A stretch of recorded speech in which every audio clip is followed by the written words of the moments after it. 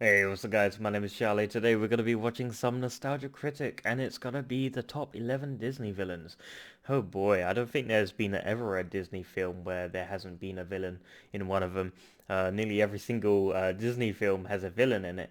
So this should be interesting. I want to see what his take is on the most sort of Disney villains are. So yeah, let's check out the video, shall we? Let's go. Hello, I'm the Nostalgia Critic. I remember it so you don't have to. Ah, yes. Don't we all just love Disney?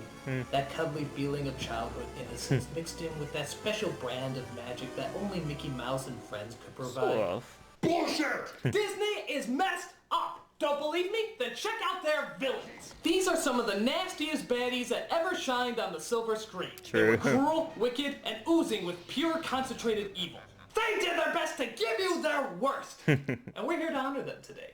For if it wasn't for these masters of darkness, Disney wouldn't have that edge that actually does manage to bring some of us psychopaths back. So, I am counting down the top 11 meanest demons that the happiest place on earth has ever produced. Why top 11? If One you don't step know by further. now, kiss it. This is the top 11 Disney animated film villains. And it's so easy when you're evil. This is the life you see. The devil tips his hat to me. I do it all because I'm evil. Tears are all that comfort me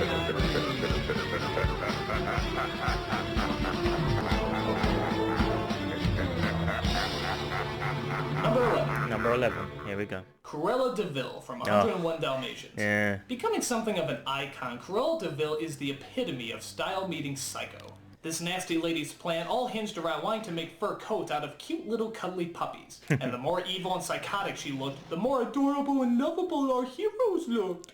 How can she kill those cute little puppies? Yeah, This is even it's worse than the cruel. time she opened up that new line of baby seal head necklaces. I'm pretty sure I saw Kanye West wearing one of those too. But surely once she sees how cute and lovable those little puppies are, she wouldn't dare commit such a horrible crime. Poison them, drown them, bash them in the head. Got any chloroform? I don't care how you kill the little beast, but do it! Wow. Cruel. Sheesh, lady. Cruella was great for covering herself in stylish attire, but always showing the true blood-hungry monster that lied underneath. Always yelling, always angry, and always fashionably insane. If fur is murder, then Cruella de Vil is the H-bomb of the animal kingdom. Number 10. Number 10. Jafar from Jafar. Aladdin. It's said that this villain was drawn by a woman who happened to be pregnant at the time. If that's the case, I think she needed a lot more epidurals. Jafar was a mean-looking customer, with a long face, sunken-in eyes, and a slithering voice. You are late. Yeah, I he's really love creepy. this guy's voice. It's like if Michael Crawford's testicles finally dropped. Oh my god. Frightfully upsetting. On top of that, he was a great sorcerer, hypnotizing people, altering his appearance, and even giving his parrot the voice of Gilbert Gottfried. What a despicable notion. I can't take it anymore! I think my favorite scene is when he proposes to Jasmine to be his bride. You're speechless, I see. A fine quality in a wife. God, what an asshole. He also takes on a lot of different forms. You see him as a wizard, you see him as an old man, you see him as a snake, you see him as a genie, and you even see him at one point as a straight guy. With his evil smile and devilish laugh, Jafar continues to be everybody's Arabian nightmare. Number 9. Number 9. Scar from The Lion King. I know a lot of people like this villain, but I put him pretty low on the list. He should be Mostly number because 5. he's just a power-hungry dictator. That's not to say a lot of the other villains weren't power-hungry dictators, but here's the thing. When they do get their power, they're still interesting characters. When Scar gets his power, he stops being interesting, and instead turns into a whining little prima donna. True, sort of. Yeah. It's the lioness's job to do the hunting. I am the king. I can do whatever I want. Now, out, I need to apply more mascara. Scared. But for all his faults, Scar did have a sense of class and elegance to him. Yeah, he was Jeremy charming. Irons' voice really knows how to capture that slimy nature of the traditional villain, Yeah. making everything he does seem disgustingly evil. Plus, he is one of the few Disney villains that actually manages to kill off one of the main characters. What were you on that one, Jafar? Huh? Huh? You'll get what's coming to you. What's coming to me? What do you mean what's coming to me? I don't... Oh my Alright, god. that's not cool. Smart, sinister, and full of slime, this menacing feline put the hell in Hello Kitty. Number 8. Number 8. Shere Khan from the Jungle Shere Book. Khan. Knock it off! This is a little bit more what Scar should have been like. A powerful, bloodthirsty killer who still had a sense of honor and dignity to him. Part of that is because he was voiced by classic actor George Sanders, and nobody can show more class than a guy who wears a freezing suit and still looks respectable. Even though the character did little, there was so much build-up to him that you couldn't help but be intimidated. Shere Khan will surely kill the boy. Mowgli will meet Shere Khan. The tiger? He hates man. We'll just explain to him that I... No one explains anything to Shere Khan. You knew he was deadly, and he knew it too. Yeah. He was afraid of nothing, smiling and nodding even when he knew he was being lied to. The best scenes involve his talk with Ka, the snake. I said Ka! He's another great villain, though I don't think he's in the movie enough to I really love make the snake. countdown. But good old Shere Khan is a good filler, making even the dumbest of man cubs regret their bravery. Run, friend, run! Run? Why should I run? Get out of there, you little idiot! Yeah. Everyone runs from Shere Khan. You don't scare me. You're an I won't idiot, run then. from anyone. He's gonna kill you! Get out of there! I'm going to close my eyes and count to 10. It makes the chase more interesting. 1, 2, 3, Run. 4. You're trying my patience. 5, 6, 7, 8, 9, 10. Yeah. Great, now you're dead. Fast, deadly, and always having very good manners, Shere Khan was at the top of sophisticated evil. Number 7. Number 7. Ratigan from The Great Mouse Ratigan. Detective. Out of all the Disney villains, this one's probably the funniest. I know a lot of people like Hades or Captain Hook, but this guy is just so egotistical and so diabolical that he takes the cheesecake. Not only is he an evil genius, but he enjoys every single moment of it, giggling and laughing all the way. Again, a lot of what makes this character stand out is the voice actor, Vincent Price. Vincent knowing how Price, to oh my mix bloodshed God. and rage with giddiness and joy. I know him. It's- He's so evil that his does some picture good actually work. smiles once you mention his name. Professor Ratigan. Now that's a baddie! What makes this character so great too is that he tries to hide his inner raging beast with all his class and sophistication. But by the end, he's just as psychotic as any other power-hungry monster. If you weren't afraid of rats before this movie, you certainly will be after. Ratigan. Evil never looks so good and bad at the same time. Number 6. Number 6. Ursula from The Little Mermaid. Oh, yeah. This was a fun villain. Oof. A massive, overweight sea witch who always had a twisted look in her eye. Like most villains, all she wanted was power. But she looked so delightfully crazy while trying to obtain it. On top of that, she had a great design with a half-human, half-octopus thing going on. Something I never understood, though, is that she always complained about how she looked and that she had to live with it. But look, she transforms herself into a beautiful woman later. She's so hot that even the priest is getting a boner. But oh well. I can't bring too much logic into a movie where people can actually talk underwater. Ursula was a perfect menace. Cunning, deceitful, and of course singing one of the best Disney villain songs ever. Come on, you poor unfortunate soul! Go ahead! Make your choice! She's an 8-legged creature that most likely won't be stepped on anytime soon. Number 5. Number 5. Gaston from Beauty and the Beast. This is a very Never seen this different one. kind of Disney villain. He doesn't start off as the epitome of evil or even as a villain. He just starts off as a jerk. Egocentric and totally self-absorbed. It's funny because he's the kind of good-looking character you see save the day in Snow White or Sleeping Beauty, which makes him a great contrast with our real hero, the Beast. Does he even have a name? Of course, as time goes on, Gaston's greed and pride transforms him into an animal, where the Beast's patience and love transforms him into whatever the hell that is. Gaston is funny while also being threatening, which in some ways makes him a much more three-dimensional character. He's not evil just to be evil, he's just always used to getting what he wants, and as a result, will continue to do anything to get it, even evil, horrible things. Funny, tough, and always getting his way, Gaston was somehow the essence of both prissiness and manliness at the same time. Number 4. Number 4. Frollo from The Hunchback of Oh, Notre yeah. Dame. Where do I begin with this guy? He kills an innocent woman, tries to drown her baby, keeps him in a bell tower, burns people alive, lusts over women, offers their freedom for sex, and all while claiming he's a good Christian. All in the Sounds name like of 19th century religion. Bill O'Reilly to me. Oh, come on, everybody's made a Bill O'Reilly joke. I had to get one.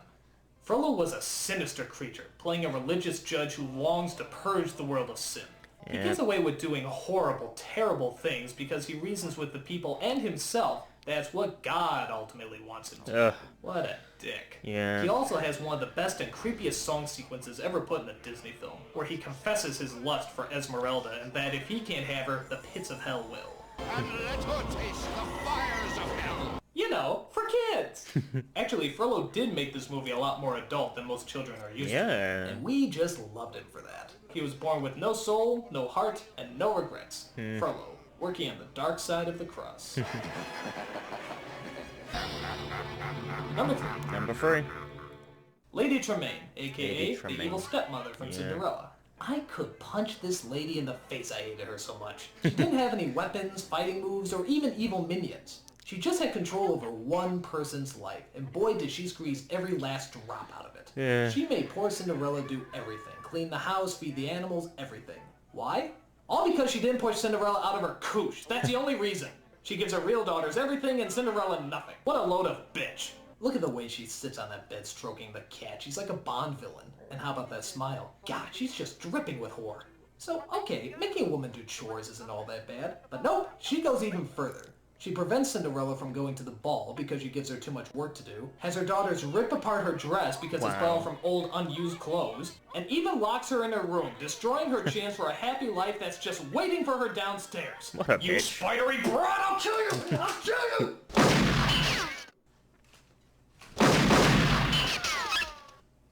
Use cartoon bullets. That should work. No hard feelings. No, please, don't give me that stare. It's the scariest stare in cinema history. No, please. Evil, despicable, and loving every minute of it. Lady Tremaine. What a bitch. Yeah. She was a bitch. Number 2. Number 2. Maleficent from Sleeping Beauty. Voiced by the exact same actress, Maleficent had the same wickedness and sophisticated evil that Lady Tremaine did. The only difference? She could whoop your ass in a second. Maleficent's motivation is pretty simple. Horribly kill and murder the daughter of a king because she didn't get invited to a birthday party. Boy, talk about someone who hates to be snubbed. Yeah. Though a very basic goal, Maleficent made this harmless snub look like an act of war and treated it just the same. With her magical powers, elegant grace, and diabolical nature, Maleficent was cold as her heart. She's so scary that even the nostalgia chick placed her as the greatest villainess from nostalgia's past. Oh, is the little nostalgia chick afraid of Maleficent? Is she afraid she's gonna die and she breaks her finger on a spinning wheel? Here's an idea. Stop insulting the rulers of darkness. That'll get you ahead in life. No pun intended. Like I said before, what made her even better than someone like Lady Tremaine is that she actually did have power, combining both the elegant, quiet, sophisticated evil with the loud, monstrous, terrifying evil. So she can attack you both mentally and physically, a dangerous combination. What else can you say? There has never been a single, double, or triple threat like this mistress of all evil. So I know what you're thinking. Those are some pretty big-name baddies. Who the hell else could they get to top all that? Yeah. Well, the answer might actually surprise you. So let's not wait any longer. The number one greatest Disney animated film villain is... the devil. Oh, the devil. Now I know what you're thinking. He didn't do anything. He didn't hatch any diabolical plans or ruin anybody's life. But here's the thing. It's the devil! He is evil incarnate. You look at this guy and tell me that not one of these characters is not working for, with, or was inspired by this guy. True. He doesn't talk, doesn't sing, and doesn't even mess around with any of the good guys. But that's how the devil works. He doesn't strike people down like Maleficent or scheme evil plots like Frollo. He's working through them, motivating them, and encouraging every ounce of evil that they do. He doesn't even need an introduction. You just see him and you can feel the evil. How can you not be intimidated when those evil eyes pop up and the music builds? The devil is often perceived as something that you can't see. Well, if you could, this is what he would look like. And this is what he would do, playing God with the dead, bringing spirits back to life just so he can destroy them again. He turns beauty into filth, moonlight into fire, and cries for help into consumption and greed. Ultimately, though, the devil can't compete with the heavenly light that comes in at the end. Of It leads course. to what is probably Disney's most powerful and beautiful moment ever put on screen. True. This portion of Fantasia was daring and controversial, even spawning one of the first Disney nipples ever to Oh, be seen. I never knew Oh that. my god, women have nipples! My childhood is ruined! Yeah. There's no doubt about it. The devil encompassed everything. He was everything dark, everything hateful, everything cruel, and everything lusting for power. He was the master of all darkness and portrayed just as that, seeing absolutely no element of good in him. An all-around perfect portrayal of evil. The devil, the #1 greatest Disney animated villain.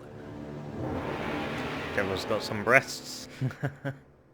And that's all there is to report from the happiest place on Earth. Evil family members, psychotic killers, and of course the Prince of all darkness himself, Satan. I hope you enjoyed this list, and remember, when you wish upon a star, evil will find you. Yeah. I'm the Nostalgia Critic. I remember it so you don't have to. And it's so easy when you're evil. This is the light you see. The devil tips his hat to me. Yeah, seriously, what was up with the priest getting a boner? Yeah, I noticed that priest getting a boner. That was weird. Yeah. Is this it? Is that it? Is it? Oh, I think.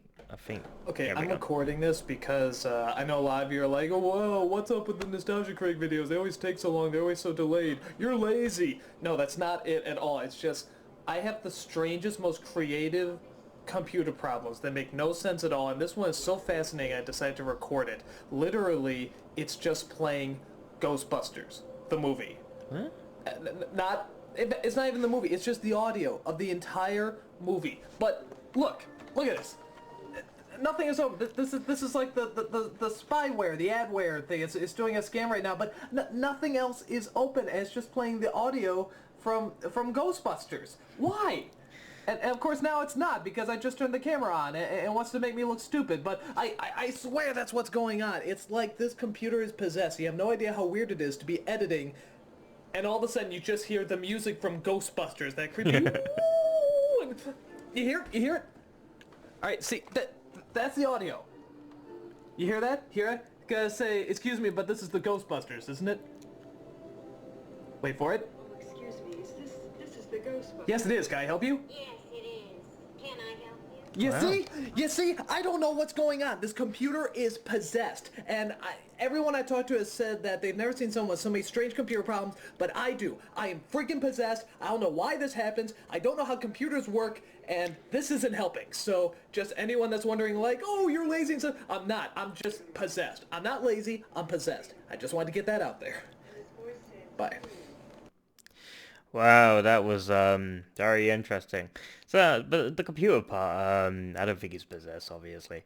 I don't think he knows how to use a computer. It sounds like he just has to go to the task manager.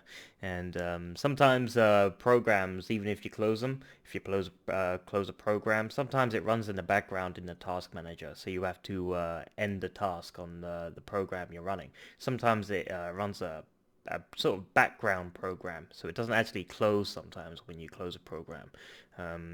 So yeah, when you close a program, sometimes it can crash and it doesn't close properly, and it could be stuck in the background running, and you won't realize it until you go into your task manager. Also, another problem could be obviously when he was playing the video, so we had to close it. Another problem that can be caused by is custom sounds. Sometimes people customize their desktops with customized sounds. They change their wallpapers and stuff. And sometimes when you install packs, it changes the sounds of your systems. Sometimes you can start up your computer and it can play the X-File themes and stuff like that. Yeah, most people don't know you can actually change a lot of your system sounds. Customize them and all that. So yeah, just pointing that out for those who are interested. But yeah, I mean, that was very interesting. That was the top 11 Disney villains, and I gotta say, I have a couple of villains I would like to see added to the list. But I sort of agree with most of his villains, and yeah, I mean, it was good. I mean, I mean, Jafar, I mean, Jafar is totally awesome. Uh, yeah, I think he's awesome. I think he deserves to be a little bit, you know, up on the list on that one. But, yeah, that was a good video. So if you like this video, make sure to give a like, comment down below, and make sure to subscribe to my channel if you enjoy my content. I'll see you guys in the next video. Peace.